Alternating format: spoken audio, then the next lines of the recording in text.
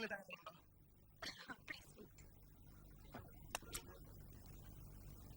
Doctor എന്താ പറഞ്ഞു? ചിലപ്പോ സിസേറിയൻ വേണ്ടി വരും. അതാ നല്ലത്.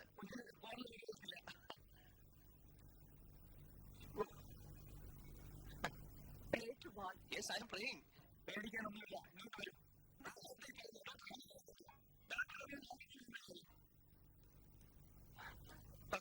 തിയേറ്ററിൽ പോയി കണ്ടിരുന്നോ? പിന്നെ എന്തൊക്കെയാണ് വിശേഷങ്ങൾ? ഡോക്ടർ തിയേറ്ററിൽ പോയി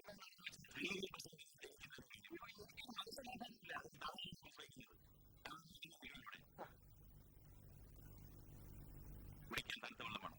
ഡോക്ടർ എന്നെ കളിയാക്കാനല്ലേ? അച്ഛനാകാനും കുറച്ച് വേദനയ്ക്ക് പോയിക്കാം.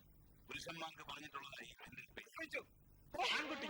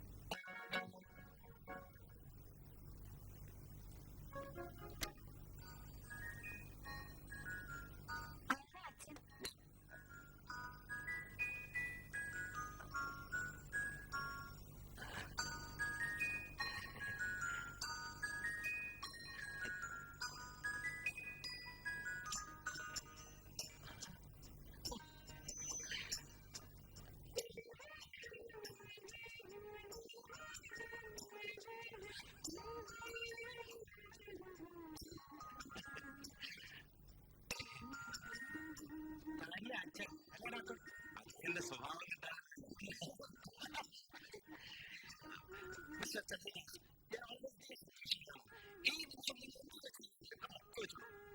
നിങ്ങൾക്ക് ചോദിക്കാം.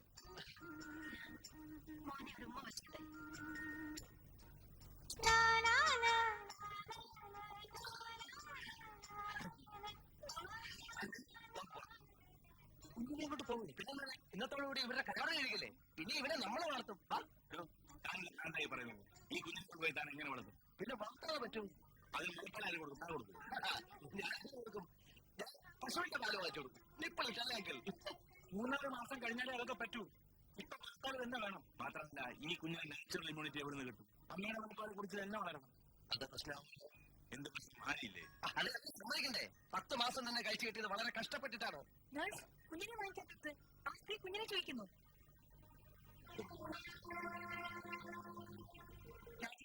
കുഞ്ഞിനെ തരൂ.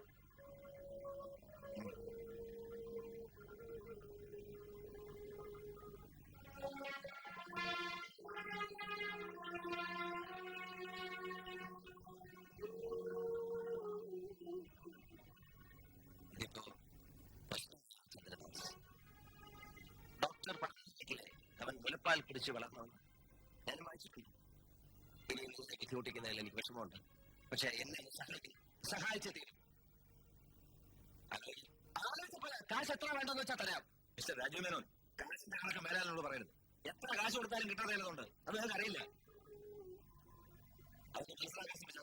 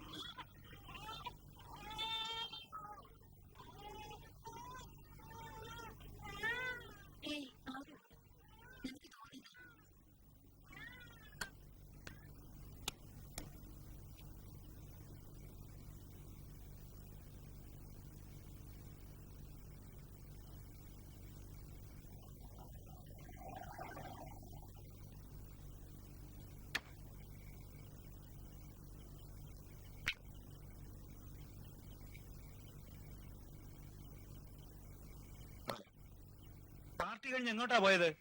ഞങ്ങൾ അവിടെ അന്വേഷിക്കാത്ത സ്ഥലമില്ല. ഞാനൊരു സ്ഥലം വരെ പോയി. ആശുപത്രിയിൽ പോയി അല്ലേ? ഏ? ഞാൻ ഊഹിച്ചു. എന്നിട്ട് മോനെ കണ്ടോ? ആ, കണ്ടു. പുറത്ത് നിന്ന് ജനലിൽ കൂടെ നല്ല ഉറക്ക. ആനി ഒരു കൈ കൊണ്ടിങ്ങനെ പൊതിഞ്ഞ് പിടിച്ചിരിക്കുക. ഈ കൊച്ചു പിള്ളേർക്ക് ഏത് സമയം അങ്ങ് ഉറക്കം അല്ലേ അങ്കിൾ? ആ, അമ്മയുടെ ചൂട് പിടിച്ചങ്ങനെ ഉറങ്ങാൻ ഒരു പ്രത്യേക സുഖമല്ലേ? ഞാൻ അങ്ങനായിരുന്നു. ആയിരിക്കില്ല. എനിക്ക് ഊഹിക്കാൻ കഴിയും. എന്നെ തൊടുന്നത് പോലും ആ സ്ത്രീക്ക് അറപ്പായിരുന്നിരിക്കും അല്ലേ? പിന്നെ വെറുതെ ഓരോന്ന് സങ്കല്പിക്കുക. എനിക്കതിൽ ദുഃഖമൊന്നുമില്ല. അവരുടെ മോഹങ്ങൾ തകർക്കാൻ വന്ന ഒരു അശുഭ ജന്തു എന്നേ എന്നെ അവർക്ക് കാണാൻ പറ്റൂ. അത് പോട്ടെ, അത് പോട്ടെ.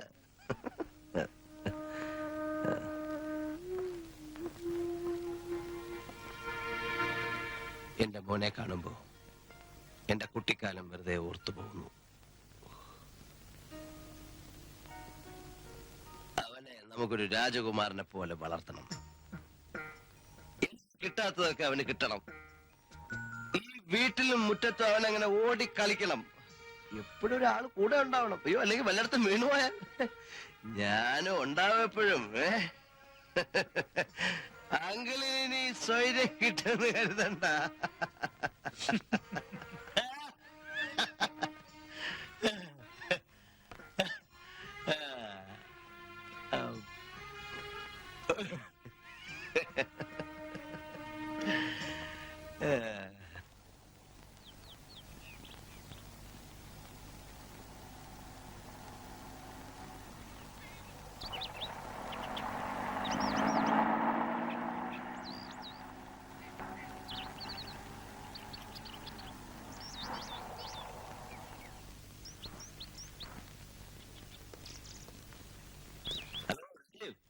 ഹലോ,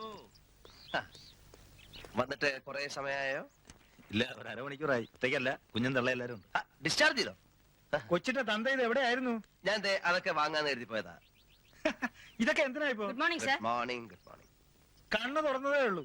അതിനു മുമ്പ് വാങ്ങിക്കൊണ്ടുവന്നിരിക്കുന്ന സാധനങ്ങളെ ഉണ്ടോ? ഇതൊക്കെ എടുത്ത് അകത്ത് വെക്കൂ. അങ്കിൾ, ശോഭ കം. ഹോസ്പിറ്റലിലെ ബില്ലൊക്കെ സെറ്റിൽ ചെയ്തില്ലേ? അതൊക്കെ ഞങ്ങൾ എത്തുന്നതിന് മുമ്പ് ഇദ്ദേഹം സെറ്റിൽ ചെയ്ത് കഴിഞ്ഞു. പ്രസവത്തിന്റെ ചെലവ് സ്ത്രീയുടെ വീട്ടുകാരുടെ കടമയാ. അത് ഞങ്ങൾ ചെയ്തു. നിങ്ങൾ വന്ന് തുടങ്ങാമെന്ന് വിചാരിച്ച് വെയിറ്റ് ചെയ്യായിരുന്നു. ആനിയെ കുറച്ചു ദിവസം കൂടി താമസിപ്പിക്കാമെന്ന് വിചാരിച്ചത് നിങ്ങളുടെ പണം കണ്ടോണ്ടല്ല, മനുഷ്യത്വത്തിന്റെ പേരില്ല. പിന്നെ എന്റെ കുട്ടിയല്ലെങ്കിൽ എന്റെ ആനി പ്രസവിച്ച കുട്ടിയല്ലേ. ആ ഒരു സ്നേഹവും ബന്ധവും ആ കുഞ്ഞിനോട് എനിക്കുണ്ട്. കണക്ക് പറഞ്ഞാൽ നശിപ്പിക്കരുത്. ആനിയോട് ഞാനൊന്ന് യാത്ര പറയട്ടെ.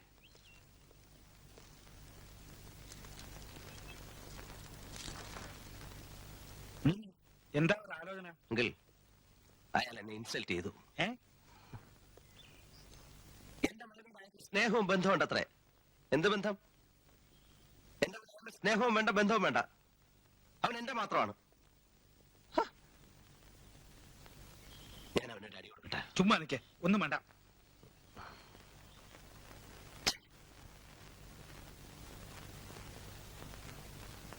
എന്താ സൂക്ഷിച്ചു നോക്കുന്നത്? ഇവൻ ആരുടെ ചായയാണെന്ന് നോക്കായിരുന്നു. എന്തായാലും ദാസിന്റെ ചായ കാണില്ല. അതെനിക്കറിയാം. എന്റെ ചായ എന്റെ കുഞ്ഞിനല്ലേ ഉണ്ടാവൂ. ഇവൻ എന്റെ ചായയാണ് അല്ല അമ്മച്ചി?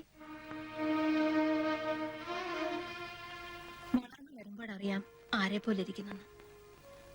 ചന്ദ്ര, നമുക്ക് പോവാം.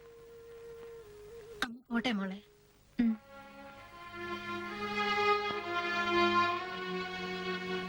പോട്ടെ. ശരി.